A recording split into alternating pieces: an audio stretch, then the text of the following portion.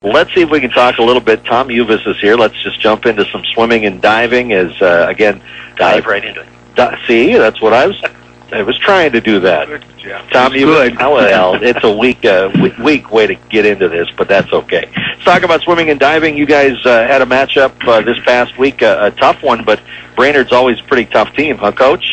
Yeah, they are, and they have a very nice team. Probably not as quality as what they've had in the past, but they're deep, and we knew that. And actually, we swam an outstanding meet. The score may not reflect it, but we outscored them in a number of events, particularly the IM.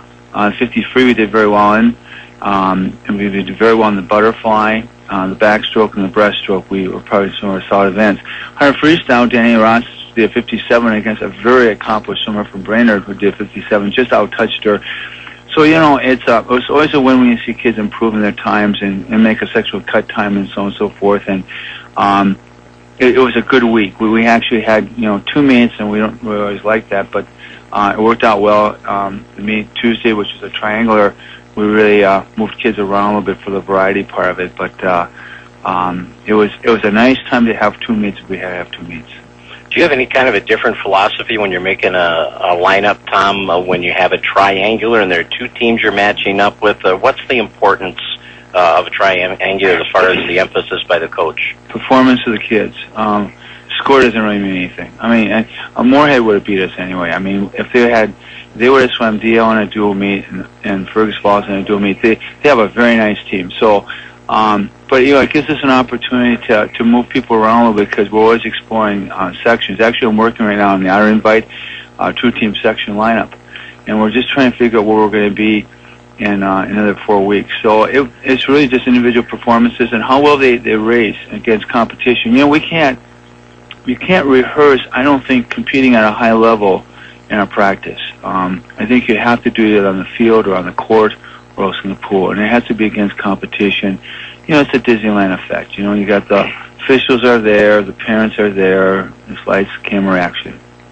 How important is qualifying kids in different events for sections to give you the option as a coach? Does that enter into the lineup you might make for a dual meet, trying to get another qualifying event for one of your kids? I think it's extremely important, and we don't know. We do know a little bit about our section. It's Bemidji's in our section, and they beat Brainerd, and the first time that Bemidji has beaten Brainerd, I guess, this 1990s or in the 90s wow. somewhere, and so it's a really significant one. Bemidji has a very nice team. I knew that during the summer because I watched them at Champs, and those girls. Park Rapids is going to be really tough, so we'll probably be trying to see what we can do against Park Rapids, maybe get as close to second or third right in there. But you're absolutely right. We have a 2-tier team here. One is, of course, some seniors are doing a very outstanding job, so we want them to end the season on a very high note, which is a long ways away, by the way. My goodness, we're talking 6 weeks from now or 7 weeks. And then for the younger kids, we want them to grow and realize that their future is going to be either in this event or a different event. Kind of a neat way to maybe motivate the kids. You talked about the Disneyland effect, and practices aren't as the same as meets, but I do have an idea for practices. One word: crocodiles. That's all I'm going to say. That will step them up. Where is my application for you, Jeff? I'm bringing one from Gary Schuler next week. Yeah. I tell you, we're going to get you. First of all, we got you as assistant diving coach. That's just going to be a hoot. We'll do that during winter. I'm a very creative ADHD kind of a guy. So actually, there is a crocodile set, and we do it. It does work. It's chasers, but it's good. Anything I can do to help. I'll remember that today. But it is great to know that even though the team loses on the score, there's so many things that you guys can do successfully. It got to be uplifting for the coaching staff and the swimmers to qualify new swimmers for the section meet. It really is, and I think that, and again, the parents who watch the meets, it's like everyone. You always watch your own daughter as they're swimming or diving, and they're seeing improvements, subtle improvements, like turns and starts and so on and so forth. And it's not always going to be about the time. Matter of fact, the harder that they train, then basically their time should plateau, even get a little slower. So you want to have improvement in time, but at the same time, you want to see how well they race against their competition. and some subtle effects. I thought our relays were really pretty solid. Our medley relay did a nice time against a very tough Brainerd team, and our relay starts are not even close to where they need to be for like a section of state, but we don't even think about that till we're down the road a little bit more. But the starts are getting better. I think our turns are much more comfortable in their finishes, and all those things make a difference. But you're right. It was fun to watch. The only trick at Moorhead was it was a long meet, and we got out of there really late, and we got home late. And then to come back Wednesday, we had a Wednesday morning practice, and come back, that was kind of tricky. But it worked out well for those kids, and then, of course, Thursday was home. Do you want to highlight some of your younger swimmers? I know when I was writing the story, the information you provided, it seemed like every other line it was personal best time for this girl, qualified for sections in this event, the personal best time. You had a lot of great accomplishments there we should highlight. Well, we're really happy for Rachel Johnson as a sophomore. You know, she couldn't swim last year because of an injury, and she's really coming off. She's just a neat young lady, but plus she's a very good competitor, and she qualified in the 100 fly, which was really good to see. Actually, her fly looks great. And then we had again Jade Emery, who's an 8th grader, on the 500 for us, and she qualified there, and that was just really good to see. But you know, maybe if we just we can focus maybe on the sophomores for a second. Kaylin Kobeck is doing a really nice job for us in the relays, and she's a very good backstroker, and she swam that and did a very nice job. And Kayla Hexum is swimming some of her best time, especially in the IM. She's a very strong swimmer, and especially in the breaststroke. And Summer Kellenberg has had a tremendous butterfly. Actually, her fly looks fantastic. She's put a 112, and so she's really dropped. You know, the difference between making a qualifying standard. By the way, Rachel did a 114, but the qualifying standard for sections is a 117, which is really nice to accomplish. But when you get in the 114s and 113s and 12s, now you're competing for placing. I mean, for scoring, and that's extremely significant for us. Our deepest event right now is fly. We have Abby Fisher, and then we have Ann Childs, and then we have Summer and Rachel. We have 4 pre-qualified flyers right now, which is kind of interesting. And Anna Van Valkenburg swam a very nice 200-yard freestyle. I know she swam her best time. She is close to her best time in the 500, but she's getting stronger and stronger. And that's just neat to see because, you know, for Anna's just a quality acting young lady. She does so much for the school, and her personality, and of course her leadership skills, and she just works so hard in swimming. So it's just good to see her get that little bump up. Another girl that we haven't really talked much about is Emily Hawk, who swims a backstroke for us, and a very solid, especially in the medley relay. I hate to say she's a specialty swimmer, but she really is a very good backstroker, although she swam her best time in the 53 on Thursday. Those are a few. You mentioned your depth in the butterfly, and I just wonder, that stroke, you know, it looks like, to me, it would just be impossible to get any kind of fluid motion there. Can you look at a swimmer and say, never going to get the butterfly down, or is it possible to teach anybody to be a flyer? Well, actually, the stroke itself is really an easy stroke. I mean, it's the breaststroke that's hard. I mean, it's the timing of it, because when your arms pull, your legs do something different. Where in the fly, the dolphin kick really complements the arm stroke. It's more of a conditioning one. It's more that you have to sell yourself on. And we kind of look for kids who have really good, what's called undulation, is the flex of the hips. We look for kids who, it's kind of interesting, even in swim lessons, there are kids who are what we call long axes. These are people who are good at freestyle and backstroke. When your right arm is doing something, your left arm is doing something totally different. It's kind of like walking. And then there are kids who are called short axes, and of course that's what the breaststroke and fly is, because both arms are entering the water, both arms are leaving the water. And you can tell in a little swim lesson how they even paddle what they're going to be. And it's kind of interesting. That's why, you know, and I think all programs are doing this, so we're not so unique, is that it really is important that you swim all 4 strokes, because number one, you don't know what you're going to be, and number 2, you could have somebody doing freestyle all the time, and they could be a phenomenal butterfly or a breaststroker. Interesting. Now, how about your blue chippers, so to speak, the ones who are right up there challenging for event championships almost every time out, and Abby Fisher won a couple of events for you again. You have some girls that you just know when they get into their event that you have a chance to win it. Well, it's, you know, you can't say enough about talent. I mean, you know, you see it in volleyball, you see it in football, all over the place. And she's a talented young lady, and she comes from good stock, as you know, because she's had two brother and older sister that swims right now at UND, and but she's fun to watch. She trains hard.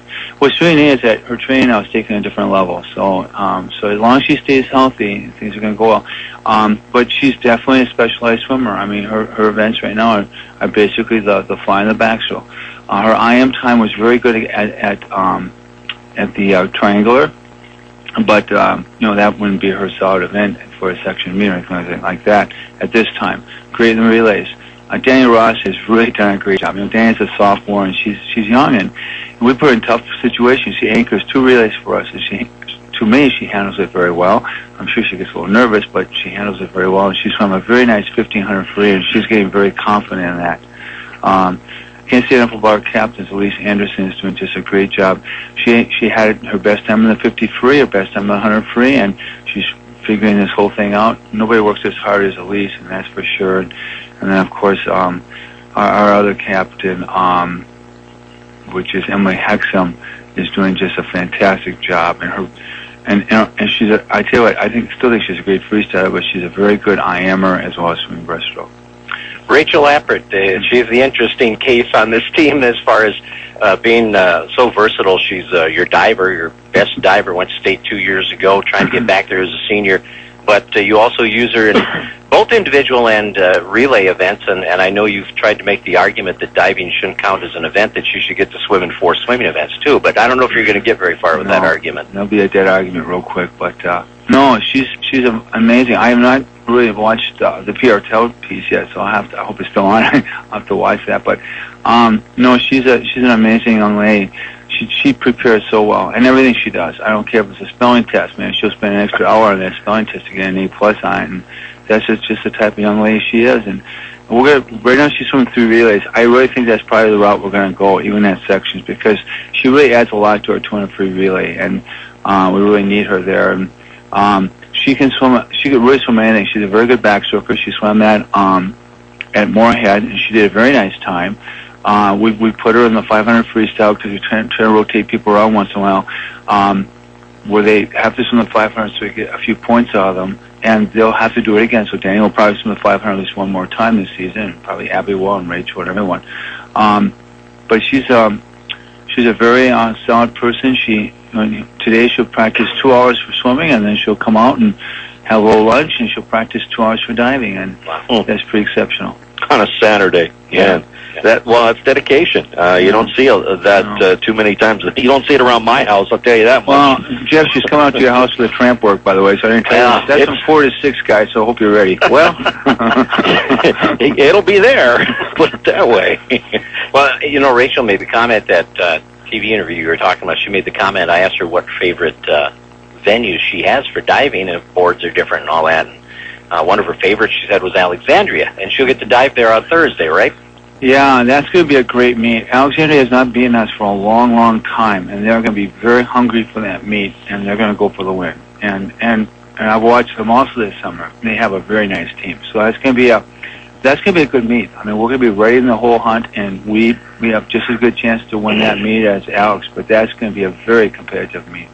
Do you like having a competitive duel 2 nights before you host the Otter Invite? It's fine. You bet. It's great. The Otter Invite's kind of a fun meet for us for a couple of reasons. One, visitation comes in, and visitation really likes Fergus Falls. I mean, you talk about where communities are like ambassadors to the people of the cities. I mean, there's lots of compliments about the downtown, about the restaurants, about the school, everything. And this is their only trip they take, besides a few trips in the cities, and they're looking forward to it as a highlight. And they swim unbelievable times. They love to look at a record board. They do, and they. Well, do they see their coaches on that record board? Yeah, they do. Yeah, they do it, and they're impressed with that. Of course, Nathan tells them about different practices he's had with us, and so on and so forth, and some other exciting moments he's had in practice. So it's all good. It's fun, so we're fortunate to have them. Detroit Lakes will be in. They've got a nice team, and they'll be a little bit closer in this meet than before because they changed their lineup for the triangular too. So in a dual meet against Deal, that could be a really good meet. It would be pretty close. And then we also have Wahpeton coming on, they have some really good swimmers. So they're not deep. So, score-wise and invitationally, it probably won't be as high, but they'll have some nice swimmers in that. So it's a really nice meet. And basically try to have the girls, the older girls kind of get to select what they really like to swim, especially the seniors. And I would imagine that we'll be thinking about the same because we'll put them in their best events. But the younger ones, we can move around a little bit. And we're going to try to really get our true team down because it's going to be coming up in 2 weeks, and that's at World Road, and that's going to be a long trip. What's your schedule for the day on Saturday? I hope this is right, but I work 24 hours at a time here, so I think 10 o'clock is diving prelims. Mike Harwell is totally in charge of diving, but I think that the format will be 11 dive format with I think an option for 6 too, so that you can have a 6. If we're going to do 6 dives, can still at least be in the meet. But I think visitation is going to want 11 dive format, and I think it would be good for a Rachel to have that too, and it's a good pre-test for us. And diving will be over at probably around 12:30. Depending upon how diving goes, if it does go 12:30, we'll probably set the swim at 1:30. We'd like to give at least an hour warm-up, but we're tentatively planning on 1 o'clock start. It's a time final, so the meet would be over by about 4 o'clock. All right. They'll see some great swimming. I tell you what, there's visitation is better this year than they were last year. They've done really well. They're kind of, it's a private school, so they go against Cretan, Durham Hall, and all over the place, and they've had some good swims so far. Sounds good. We'll look forward to the Otter invite a week from today. Next Saturday. Yeah. Anything else, Tom, we got to hit before we go? Or? I just Emily Reard has had a phenomenal time period. She swam a great breaststroke against a girl from Brainerd. And you know what I like about Emily is she races really well. I mean, she swam a great race in the 200 IM a couple weeks ago, where she was actually behind in the race, and then she came back and did really well. And I think that was at Apollo. I was really impressed with that part of it. So it's just nice to see that somebody who has a gift like that is able to really do it well. She's only a freshman. She's a freshman. She trains hard. She's really a bright light for all the kids on the team, and is handling very well. And but it's been fun to watch these younger kids. They've done a very nice job. Maybe I could just mention the 9th graders: Erica Bauer, Amy Kerr, and Amber Winter. They're nice young ladies, and they're doing a great job improving. Tom, thanks again for coming in, and good luck next week against Alexandria and the Otter Invitational.